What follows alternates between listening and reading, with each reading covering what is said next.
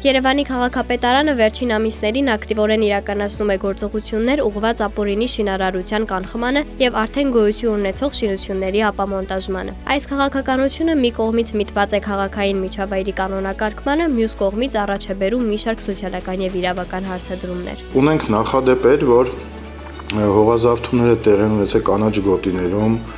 այգիներում, 60 հոդվածի սահմանափակման ենթակա օբյեկտներում, որոնք որ օրինականացման ենթակա չեն։ Ավետիք Բաբայանի խոսքով տևական ժամանակ է ինչ պայքարում են ապօրինի շինությունների դեմ։ Քաղաքապետից ունեն հանձնարարական, ավելի խիստ մոտեցում ցուցաբերել հողազարդում իրականացնող քաղաքացիների հանդեպ։ Կան քանդված ինքնակամ շինություններ, որոնք որ դիմել են օրինականացման,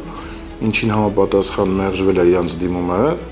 եւ Երևանի քաղաքապետի քանդման որոշում է դուրս եկել, որի հիման վրա մենք տվյալ շինությունները ապամոնտաժել ենք։ Այս գործողությունները շարունակական բնույթ կկրեն։ Քաղաքապետարանից հորդորում են գործել օրենքի սահմանում համայնքային հող չզավթել։ Կրկին անգամ հորդորում ենք մարդկանց, որ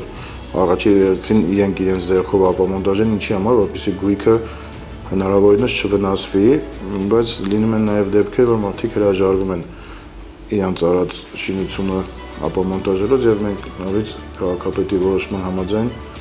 մենք ծառայությունը կամ վարչական շրջանը քաղաքաշինության եւ օգտագործման վարչությունը համատեղ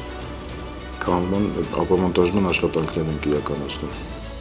Փորձել ենք խոսել նաև ապամոնտաժված շինությունների տերերի հետ, որոնք սակայն հրաժարվում են տեսախցիկի առջև մեկնաբանություն տալ։ Նրանցից մեկը պատմեց, որ 2021 թվականից դիմել է շինությունը օրինականացնելու համար, սակայն պատասխան չի ստացել։ Նրա խոսքով ապամոնտաժումն իրականացվել է բարբարոսաբար, առանց նախազգուշացման եւ պաշտոնական հրամանի տրամադրման։ Այդուհանդերձ բնակիչը ողջունում է գաղափարը, որ ապօրինի շինություններ չպետք է լինեն։ Ունենք կանաչապատման եւ